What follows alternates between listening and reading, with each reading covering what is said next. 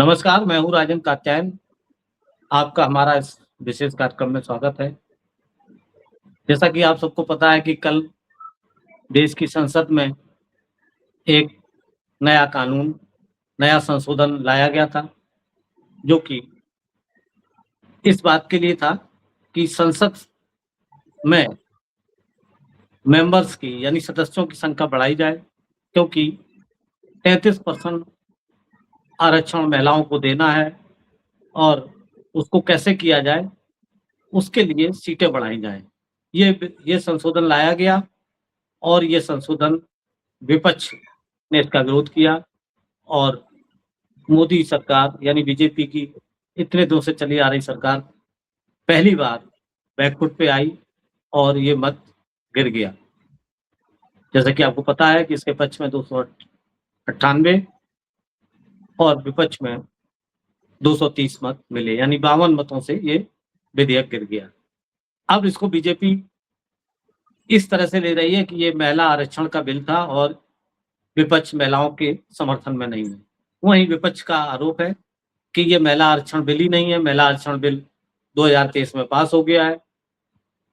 यह केवल सिगूपा है जिसको बीजेपी की मंशा और नीयत ठीक नहीं है, इसलिए वो इस तरह से अटका रही है और इससे अलावा कुछ नहीं है, उनकी नीयत साफ नहीं है। इसी विषय पर चर्चा के लिए हमारे साथ वरिष्ठ पत्रकार विनय गोयल जी हमारे साथ हैं। स्वागत है विनय जी, बहुत-बहुत स्वागत, नमस्कार। गोयल जी, अभी चुनाव चल रहे हैं, जैसा कि हम लोग चर्चा कर रहे थे 5 राज्यों में, असम में हो चुका है और तमिलनाडु और पश्चिम बंगाल में होना है और मोदी जी इसी बात के लिए जाने जाते हैं कि जहाँ चुनाव हो, तो कुछ ना कुछ नया मुद्दा बनाया जाए, शगुफा छोड़ा जाए और कुछ ना कुछ भ्रमित भटकाया जाए मुख्य मुद्दे से। आपको क्या लगता है ये जो बिल, जो संविधान संशोधन लाया जा रहा था, जो कि महिलाओं आरक्षण से संबंधित बताया जा रहा है, जो कि है नहीं, ये चीज़ जो मीडिया है, मेन स्ट्रीम मीडिया वो उसको तरह-तरह से बता रहा है ये महिला आरक्षण था, जबकि महिला आरक्षण तो 2023 में लागू हो चुका है। वो करना ही आप कैसे कंप्लायंस करना है इस बात का ये विधेयक लाया जा रहा था, उसी का विपक्ष विरोध कर रहा है। आप कैसे देखते हैं इसको? देखिए, आप प्रधानमंत्री नरेंद्र मोदी को तो अच्छी तरीके से पहचानते हैं कि मुद्दों को किस तरीके से डाइवर्ट किया जाता है। ये तो आप अच्छी तरीके से जानते हैं कि भाषा का वो किस तरीके से इस्तेमाल करके विपक्ष को गिराने का उसके पर जबरदस्त हमले करते हैं और अपने मुद्दों पर कायम रहते हैं। जिस तरीके से 2023 में महिला आरक्षण बिल पास हो गया था, इनकी मंशा ही नहीं थी। 3 साल तक ये बिल अटका रहा, 2024 में चुनाव हुए, 23 में आरक्षण बिल आ गया था, तो क्यों नहीं आपने उसी वक्त लोकसभा चुनाव में कर दिया? इनकी मंशा ही नहीं थी और अभी भी इनकी मंशा वो करने की नहीं थी। ये तो जानते थे कि हमारा संख्या बल है ही नहीं, सब उसमें 2/3 मत ही नहीं थे। ये तो केवल एक अटकाने और भटकाने का काम, ये विपक्ष को किसी न किसी तरीके से टारगेट करना है। वो जानते थे कि पास होना नहीं है, हम इनको महिला विरोधी का साबित कर देंगे कि देखिए हम तो लागू करने जा रहे थे, लेकिन ये विपक्ष महिला विरोधी है और उनके टारगेट का आप जानते हैं सबसे पहला शत्रु तो कांग्रेस ही है।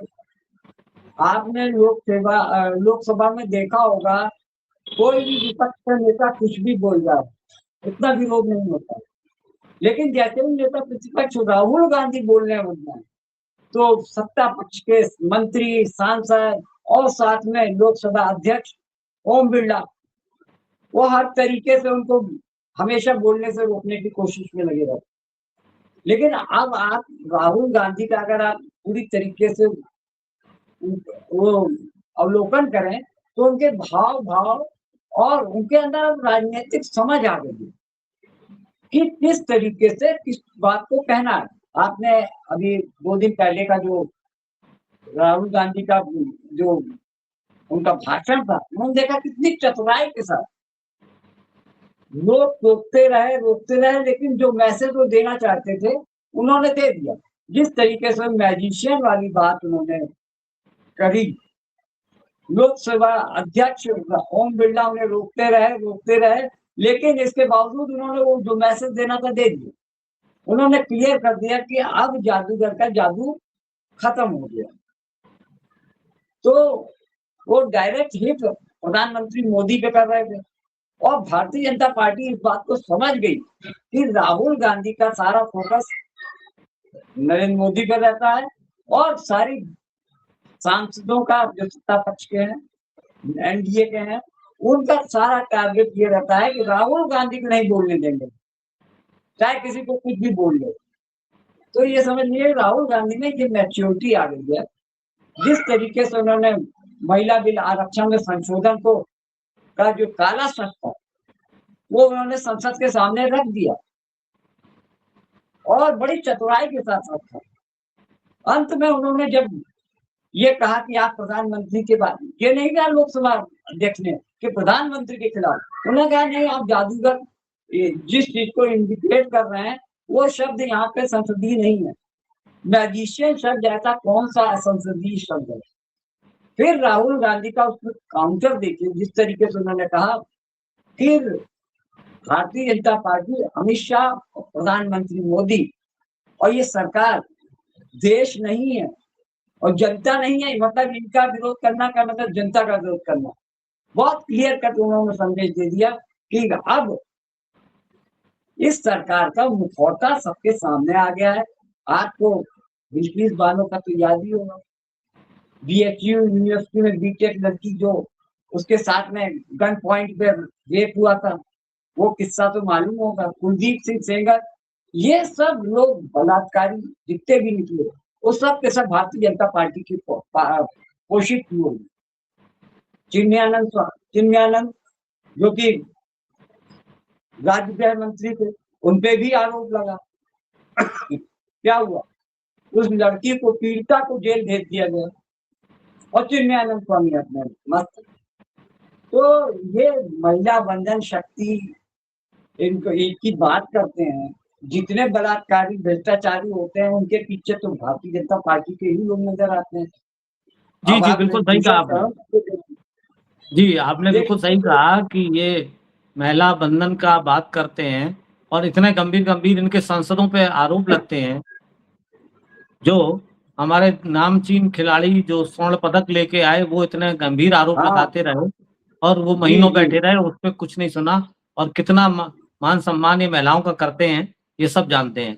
लेकिन जिस हिसाब से इन्होंने कहा, आपको क्या लगता है जो मैसेज देना चाह रही थी भाजपा इधर, कि ये उनको पता था कि ये बिल गिरेगा और 10 मिनट के अंदर कांग्रेस उतर आई सड़कों पे और बीजेपी उतर आई, उसकी महिला पार्टी और कांग्रेस के कार्यालय के सामने प्रदर्शन शुरू हो गया। यानी इनको पता था ये करना था। तो आपको क्या, प्रधानमंत्री मैसेज देने आ गए रात को 8:30 बजे, ये इतना गंभीर मसला उनको लगा और उसमें कोई ऐसी नेशनलिज्म की बात नहीं थी। और देश को संबोधन इस मसले पे होता है जब देश की कोई बहुत बड़ी चीज कहनी हो, ऐसी कोई बात नहीं थी। वो कांग्रेस को ही कोसते रहे, कांग्रेस ने ये कर दिया, वो कर दिया। अरे नहीं भैया, वो एक राजनीतिक उपदेश देने चले आए, दिया उन्होंने 8:30 बजे रात को जो संदेश दिया। आपको क्या लगता है, आम जनमानस क्या इस चीज में, ये संदेश देने में ये कामयाब हो पाएंगे जैसा कि मीडिया कर रहा है, या मैसेज चला गया कि ये कांग्रेस विरोधी नहीं है, कांग्रेस सोच समझ के काम कर रहा है विपक्ष, या ये कामयाब हो जाएंगे हर बार की तरह? नहीं, देखिए, आपको बता दें कि महिला बिल, आरक्षण बिल लाने की मंशा इनकी ये थी कि अभी 2 प्रदेशों में चुनाव होंगे, पश्चिम बंगाल और तमिलनाडु। इनका सबसे बड़ा टारगेट था पश्चिम बंगाल। पश्चिम बंगाल इसलिए था क्योंकि वहां पे महिला मुख्यमंत्री होने के बावजूद उनके ऊपर ये आरोप लग जाएगा कि ये महिला विरोधी है। महिला होते हुए भी इन्होंने, इनकी पार्टी ने सपोर्ट नहीं किया। हाँ, विरोध में मत किया। और सबसे बड़ी बात है, डीएमके जहाँ सरकार चला रही है तमिलनाडु में, वहाँ भारतीय जनता पार्टी कोई विशेष महत्व नहीं रखती है। तो ये समझ लीजिए कि सारा का सारा दारोमदार और भारतीय जनता पार्टी और उनके समर्थक दल जिस तरीके से दिल्ली में राहुल गांधी के घर पे वो जुलूस निकाला गया, विरोध प्रदर्शन किया गया। जब सोच लीजिए प्रधानमंत्री होकर खुलेआम वो भारत उसमें उतर गए हैं, एनडीए के इंडिया के खिलाफ में। उन्होंने, आपने ध्यान दिया होगा कि किस तरीके से कि ये जो देश में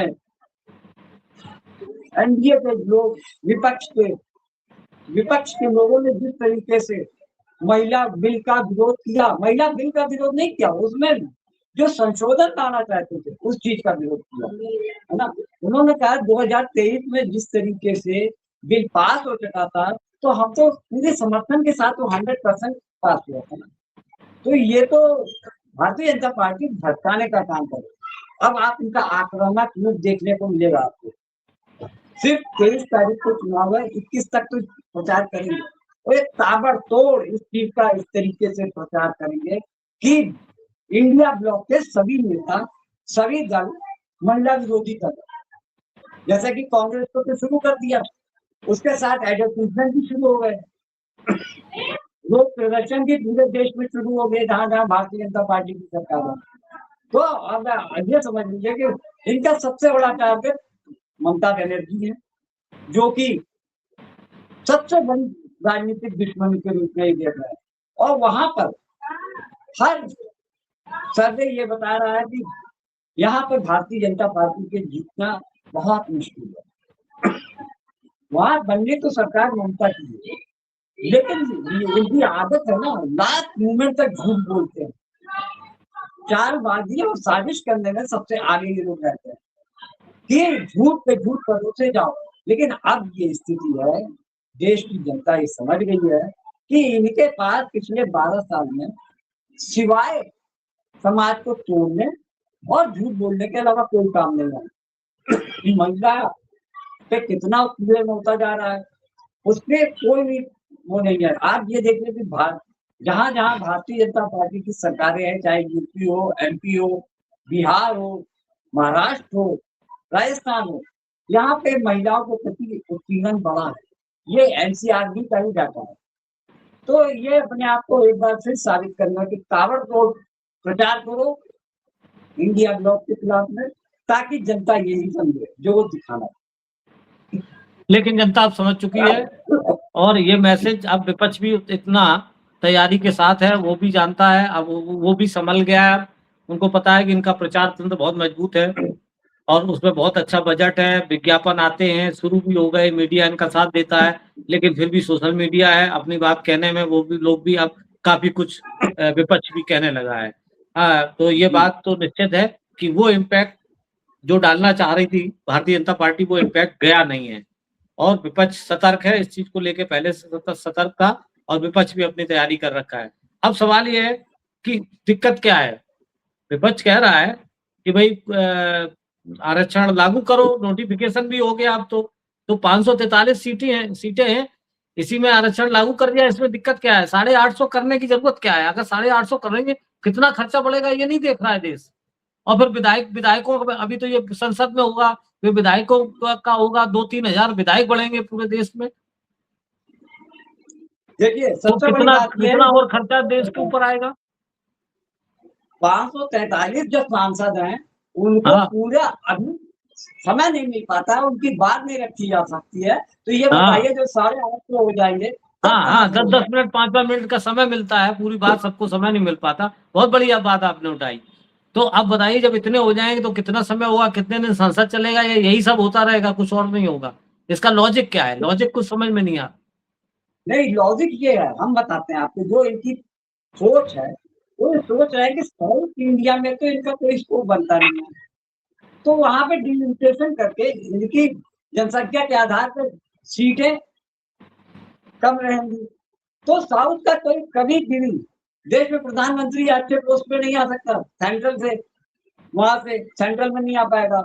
और उत्तर भारत में जहाँ पे भारतीय जनता पार्टी मजबूत है, अब सोच लीजिए कि उत्तर प्रदेश में 80 सीट है, जब 50% इसमें से वो गिनती होगी तो 120 हो जाएंगी। इसी तरीके से मध्य प्रदेश में होगा, जहां जहां हिंदी बेल्ट है वहां भारतीय जनता पार्टी मजबूत है। तो ये समझ लीजिए कि इनका क्या हम नेग्लेक्ट करेंगे उधर, हमेशा 250-300 सीटें हमारे पास बनी रहेंगी। ये 2029 की तैयारी है कि 2029 में हमारी जीत श्योर हो जाए। ये प्लानिंग उस समय की है। अभी इसने मुद्दा कर दिया, लोगों को सचेत कर दिया कि आगे चलकर हम इसी पैटर्न में काम करेंगे।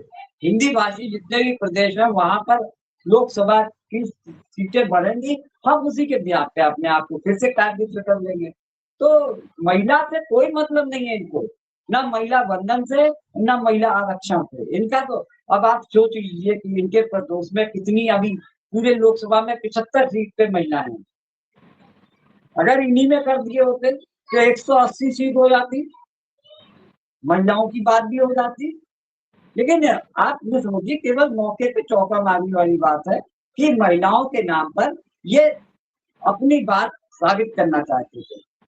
तो राहुल गांधी ने तो ये कह दिया ना कि आप 56 इंच का सीने वाली बात करते हो और महिलाओं के जाके आरक्षण के बिल के पीछे जाकर आप छिप रहे हो। तो आपकी मंशा नहीं है, मंशा तो आपको केवल आने वाला 2029 का चुनाव दिख रहा है। जी जी जी राहुल जी गांधी ने जिस तरीके से उत्तर मतलब लोकसभा के अंदर सरकार को नंगा कर दिया, सरकार की धज्जियां उड़ा दी, उससे अब पूरी सरकार में डर है कि राहुल गांधी अगर कहीं रहते हैं तो सत्ता संभालने पावर में रहते हुए भी उनको संकट की बात है। देखिए नहीं सर, सुबह शाम को समय उनका भाषण खत्म होता है और रात तक उनके खिलाफ में एक एफआईआर दर्ज हो जाती है, वो भी हाई कोर्ट के जज द्वारा। जी बिल्कुल और सही कहा। उसी जज जी और उसी जज ने उनकी उस बात को, रिपोर्ट लिखने वाली बात को कैंसिल कर दिया, खारिज कर दिया और अपनी ही आदेश को उन्होंने पलट दिया और कहा 18 तारीख को पहले राहुल गांधी का पक्ष सुना जाएगा, फिर उसके बाद ये तय किया जाएगा कि इनके खिलाफ में एफआईआर हो। जी जी जी भारतीय जनता सरकार बुरी तरीके से सहम लेगी। जी जी बिल्कुल सही कहा आपने। ये अब इनका प्रयास, ये मोदी जी पूरी तरह से चुनाव के मूड में रहते हैं और चुनाव कराने करने की मशीन बन चुके हैं, इसमें अब कोई दो राह नहीं है। सारा काम उनका इसी पे दारोमदार रहता है कि कैसे चुनाव जीता जाए। वो 2029 की वो तैयारी उन्होंने शुरू कर दी है और वो इस फिराक में रहते हैं कि कौन सी गोटी कहाँ पे फिट हो। और इसी यही गोटी थी, जबकि जो 2023 में ये चीज क्लियर हो गई कि 2023 में यही महिला आरक्षण बिल पास हो चुका है, जिसमें जी विपक्ष ने भी खुल के समर्थन किया था और पूरे समर्थन ध्वनिमत से ये पास पूरे संसद ने किया था। अब इसको तो लागू करना था, तो 543 पे लागू करना चाहिए, 850 सीटें बढ़ा के परसीमन करके और अपने हिसाब से करके। इन सब चीजों की जरूरत क्या है, खर्चा भी तो हमारे देश पे ही आएगा। मतलब क्या है, समय नहीं मिलेगा जैसे आपने कहा सब सांसदों को। तो ये व्यवस्थाओं को बिगाड़ना और इससे अलावा कुछ नहीं, और सिर्फ उसका चुनाव में फायदा लेना, ये चीज अब देश जान चुका है। और विपक्ष भी अब पूरी तरीके से एक लामबंद था और जिसका नतीजा हुआ कि 12 साल में पहली बार मोदी जी बैकफुट पे आए और पहली बार कोई उनका बिल गिरा। नहीं तो सारे बिल पास हो जाते थे, कोई ध्वनिमत से, कोई किसी पे, कोई वोटिंग करके, पता ही नहीं चलता था। इस बार ऐसा हुआ, जो ये बिल गिरा जो कि प्रसीमन से संबंधित था। अब बीजेपी इसको ऐसे प्रसारित करेगी कि ये महिला आरक्षण बिल है जिसको विपक्ष लागू करने नहीं दे रहा है। ये चीज लेकिन जनमानस सब समझ चुका है। सोशल मीडिया है, मेन स्ट्रीम मीडिया बताए या ना बताए, लेकिन बहुत सारे संसाधन हैं, छोटे छोटे चैनल हैं, सोशल मीडिया है, जिसपे चीजें अब आ रही हैं और उनसे लोग जागरूक हो रहे हैं। बहुत बहुत धन्यवाद गोयल जी, आप आए, आपने इस विषय पे चर्चा की। आगे हम फिर किसी विषय पे आपके साथ स्थापित होंगे। तब तक के लिए नमस्कार। नमस्कार सर।